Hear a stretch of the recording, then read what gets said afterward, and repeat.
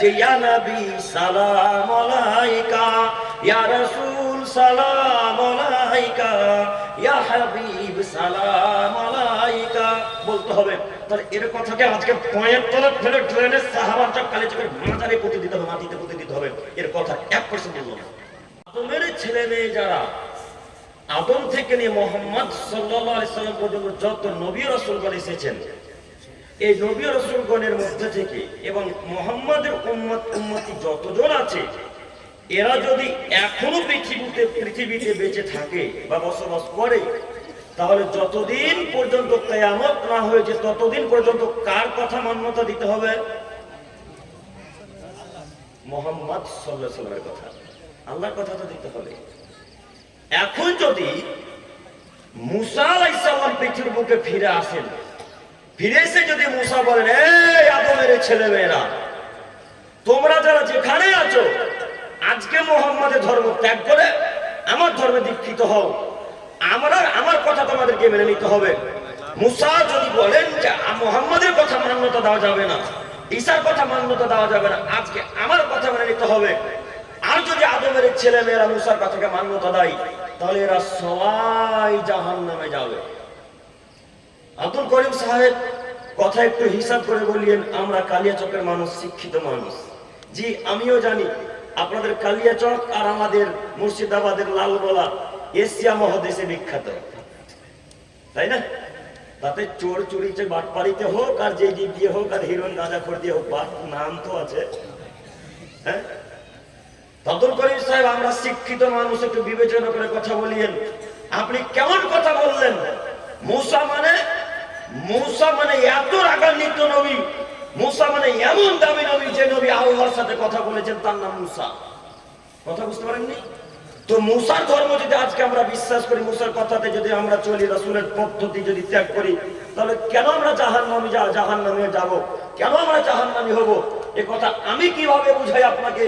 আজ থেকে 1450 বছর পূর্বে মুহাম্মদ সাল্লাল্লাহু আলাইহি ওয়াসাল্লাম বলেছেন যে আজ যদি মুসা পৃথিবীর বুকে আসেন, এই আদমের ছেলে মেয়ে তোমরা শোনো, আজ যদি মুসা পৃথিবীর বুকে এসে বলে, এই আদমের ছেলে মেয়েরা আমার কথা মান্যতা দিতে হবে, মুহাম্মাদের কথা মান্যতা দেওয়া যাবে না, তাহলে তোমরা সবাই জাহান্নামে যাবে, তোমরা সবাই পথভ্রষ্ট, তোমরা সবাই জাহান্নামী, তোমরা সবাই পথভ্রষ্ট। বলেন তো মুসাকে, মুসা কালিমুল্লাহ, মুসাকে আল্লাহর সাথে কথা বলেছেন, তার নাম কি? কথা আমার বোঝা যায় না মনে হয়। প্রথম বাক্যে বললাম একটা কথা বলতে হবে আমার সাথে। ওই বর্ডারটা কোন সাইডে? বর্ডারটা বাম দিকে, এটা দিয়ে যাওয়া যায়? যাবে সুজাপুর দিয়ে না, মধুপুর। তো তার মানে কাছেই বাংলাদেশ না? তো আমি বুঝতে পারছি আমার বাংলাদেশের সিমেটা আমার আছে, তার মানে ভাবছি যে বাংলাদেশ কাছাকাছি চলে এসেছে। হ্যাঁ, তো বাংলাদেশের কাছে থাকছেন, বাংলাদেশের বক্তার এত ফ্যান ফলোয়ার, তো ওদের কথা এত বক্তব্য শোনেন, তো বক্তব্যের গতি বুঝতে পারেন না? ওদের নীতি দেখেননি? বক্তার কথা শেষ হতে না হতে ঠিক বলেছেন, চেঁচাই না? তো আমি আপনাদেরকে চেঁচাতে বলছি না, আমি বলতে চাচ্ছি, কথা কি বোঝা যাচ্ছে? আজ যদি মুসা পৃথিবীর বুকে বেঁচে থাকতেন, আর যদি বলতেন আমার কথা মান্যতা দিতেন, মুহাম্মাদের কথা মান্যতা দেওয়া যাবে, তাহলে এরা সবাই এখন কোথায় যাবে? জাহান্নামে যাবে। কার কথা? মুহাম্মাদের কথা। মুহাম্মদ সাল্লাল্লাহু আলাইহি ওয়াসাল্লাম বলেছেন, আনা সাইয়্যিদ ইবনে আদম, আমি আদম সন্তানের সর্দার, আমি আদম সন্তানের নেতা, আমি আদম সন্তানের লিডার। লা ফাকরা ফিহি, তবে তোমরা মনে করেন এটা আমার কোনো অহংকার আছে, আমার কোনো অহংকার নেই। আমি শুধু তোমাদেরকে বলে দিতে চাইছি যে আমি আদমের ছেলেমেয়ের নেতা, সর্দার, নবীদের সর্দার, জিনের সর্দার, মানুষের সর্দার, আমি মুহাম্মদ সাল্লাল্লাহু আলাইহি ওয়াসাল্লাম। এমন একটা নামি দামি, এমন একটা বড় নবী, বিশ্ব নবী বলছে মুহাম্মদ যদি মুসার কথাকেও মান্যতা দেয়, তো এরা জাহান্নামে যাবে, এরা জাহান্নামে যাবে, এরা জাহান্নামে যাবে। আজকে যদি লক্ষ্য করে দেখি, সমাজে সাহাবান চক বলেন, আর কালিয়াচক বলেন, আর মালদা বলেন, উত্তরপ্রদেশ, দক্ষিণ দিনাজপুর, মুর্শিদাবাদ, জঙ্গিপুর, যেখানকার মানুষ হোক না কেন, আজকে যদি আমরা যুবকদের প্রতি লক্ষ্য করে দেখি, 1999টা যুবক, 1999টা যুবক আজকে মুহাম্মদের কথাকে মান্যতা দেয় না। তার জল জ্যান্ত প্রমাণ আপনার ছেলে এখন প্যান্ট এখন নিচে পড়ে আছে। হ্যাঁ, কথা মিলল না? তার জল জ্যান্ত প্রমাণ আপনার ছেলে এখন পর্যন্ত ওই পীরের ধর্মে বিশ্বাসী।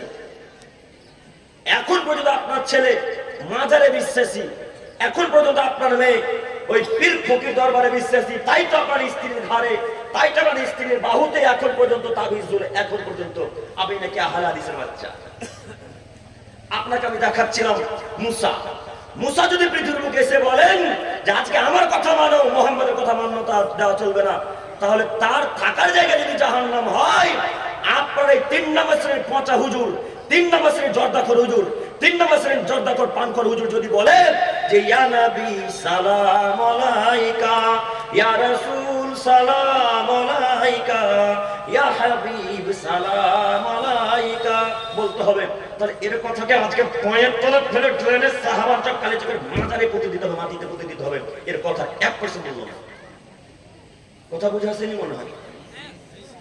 যেখানে একজন নবীর কথা মান্যতা চলে না, যেখানে মুসার কথা প্রাধান্য হয় না, সেখানে আপনার পীরের কথা কিভাবে চলে? আমি মনে বুঝাতে পারলাম না। কথা বুঝে আসছে চাচা? যেখানে মুসার কথা চলে না, সেখানে কোনো পীরের কথা চলবে না। তো আপনার হুজুর আজানের পরে পরে শুরু করলো কেন? আসসালাতু ওয়াসসালামু আলাইকা ইয়া রাসূলুল্লাহ, আসসালাতু ওয়াসসালামু আলাইকা ইয়া হাবিবাল্লাহ, আসসালাতু ওয়াসসালামু আলাইকা ইয়া নূরাম মিন নূরিল্লাহ। চলে না এলাকায়, চলবে না কথা। আমি জানি আহলে হাদিস এলাকায় চলে না। আমি এদেরকে বোঝাতে চাইছি, যুবক ভাই, আপনার জন্য কথা আমার নোট করে নিয়ে আসা, আপনাকে অনুরোধ জানাচ্ছি। আপনি মুসলমানের বাচ্চা, আপনি আহলে হাদিস, আপনি সালাফি মানহাজের অনুসরণকারী, আপনি মুহাম্মদকে বিশ্বাস করেন, কখন কখন পীর ধর্মে বিশ্বাসী হলেন? আপনি কখন কখন পীর ধর্মে বিশ্বাসী হলেন? আব্দুল করিম সাহেব কই আমরা পীর ধর্মে বিশ্বাসী? যদি পীর ধর্মে বিশ্বাসী নাই হলেন, তো এখন পর্যন্ত হাতে তাবিজ, হাতে কালো ধাগা আছে কেন? হ্যাঁ, যুবকদের হাতে কালো ধাগা নাই এখন? আমি দেখিয়ে আঙ্গুল দিয়ে এখন দেখাবো? এখন যদি আপনাকে দেখিয়ে যে আপনার হাতে কালো ধাগা আছে, আপনি অপমান হবে। তাই আমি আপনাকে দেখাতে চাইছি। আমি বলতে চাচ্ছি, আপনি কার ধর্মে বিশ্বাসী? কথা বলে না। কার? মুহাম্মদ সাল্লাল্লাহু আলাইহি ওয়াসাল্লামের ধর্মে বিশ্বাসী। তা আপনি কখন কখন পীরের ধর্মে বিশ্বাসী না আমরা তো বুঝতে পারলাম না। কখন কখন মুশরিক হয়ে গেলেন, কখন কখন হিন্দু ধর্মে বিশ্বাসী হলেন আমরা জানি না। আমরা যখন হিন্দু ভাইদের সাথে চলাচল করি বা পড়াশোনা করতাম, তখন দেখতাম তাদের হাতে লাল ধাগা বাঁধা আছে। লাল ধাগা থাকে না? থাকে না ভাই? লাল ধাগা দেখতে পাওয়া যায়। তো তাদেরকে জিজ্ঞাসা করা হয় কেন? তো আমাদের পুরোহিতরা বলেছে যে হাতে কালো ধাগা, লাল ধাগা বাঁধলে কবজিতে ব্যথা ভালো হয়, মাজাতে ব্যথা ভালো হয় এবং খাদ্যে বরকত হয়। তো এটা কারা বিশ্বাস করে? হিন্দু ভাইরা। তো আপনি কি হিন্দু ধর্মে বিশ্বাসী? তা আপনার হাতে কেন কালো ধাগা? আপনার হাতে কেন বালা? আপনার হাতে কেন ওই ব্রেসলেট? আপনার হাতে কেন? আপনি কি নিজেকে মুসলমান দাবি করেন না? দেখেন এই যে কোরআন মাজিদ, এই কোরআন মাজিদে একটা আয়াত আছে, একটা সূরা আছে যার নাম লুকমান। নাম মনে নাই? আমি কিন্তু বারবার যুবকদেরকে আকৃষ্ট করার চেষ্টা করছি, এই ছেলে, এই যুবক ভাই, আপনি তাকে, আপনাদেরকে বলছি, আমার চাচাদের সাথে আজকে কথা খুব কম, আপনাদের সাথে কথা বেশি। আপনার নীতি পরিবর্তন করতে হবে যে কোনো মূল্যে। এইখানে একটা সূরা আছে, সূরা কয়টা আছে? 114টা না? 114টা সূরার মধ্যে একটা সূরা আছে লুকমান। এই লুকমান সূরাতে লোকমান হাকিম তার ছেলেকে উপদেশমূলক কথা দিয়ে বললেন, ইয়া বুনাইয়া, হে আমার আদরের ছেলে, লা তুশরিক বিল্লাহ, তুমি আল্লাহর সাথে কাউকে শরীক স্থাপন করিও না। ইন্নাশ শিরকা লাযুলমুন আযীম, নিশ্চয় শিরক পৃথিবীর সবথেকে বড় অপরাধ। বলেন তো এই উপদেশ কে কাকে দিচ্ছে? বাপ ছেলেকে দিচ্ছে। বাপ বেটাকে বুঝাচ্ছে যে আব্বু, কালিয়াচক রাস্তাতে যেতে যেতে যেতে যেতে গোলাপগঞ্জ থেকে যাবে যখন, তো মাজার থাকতে পারেছে, মাজার 10 টাকা 20 টাকা 5 টাকা লাল চাদর দিও না। কে বুঝাচ্ছে কাকে? বাপ বেটাকে বুঝাচ্ছে। বাপ বেটাকে বলছে, বেটা যদি হাতে কবজিতে ব্যথা করে তো আল্লাহকে ডাকিও, হাতে কালো দাগা লাল দাগা বেঁধো না। বাপ বেটাকে বলছে, বেটা যদি কখনো বিপদে পড়ো তো আল্লাহকে ডাকে, কোনো পীরের কাছে, কোনো ফকিরের কাছে, কোনো ওলি দরবেশের কাছে যেও না। কে কাকে বুঝাচ্ছে? বাপ বেটাকে বুঝাচ্ছে। আচ্ছা একটু আপনারা শিক্ষিত মানুষ বলেন তো দেখি, লোকমান কি কোনো নবী? লোকমান কোনো নবী নয়। লোকমান একজন সাধারণ আম পাবলিক, আমার আপনার মতো মানুষ। তবে আল্লাহ যে তার কথাকে কত ভালোবাসলেন, আল্লাহ যে তার কথাকে কত পছন্দ করলেন, আল্লাহ যে তার কথায় কত রাজি হলেন। আল্লাহ কত ভালোবাসলে একটা মানুষকে যদি পছন্দ করে, তো তার নাম কোরআন মাজিদে সূরা অবতীর্ণ করে। তার মানে আপনি বুঝতে পারছেন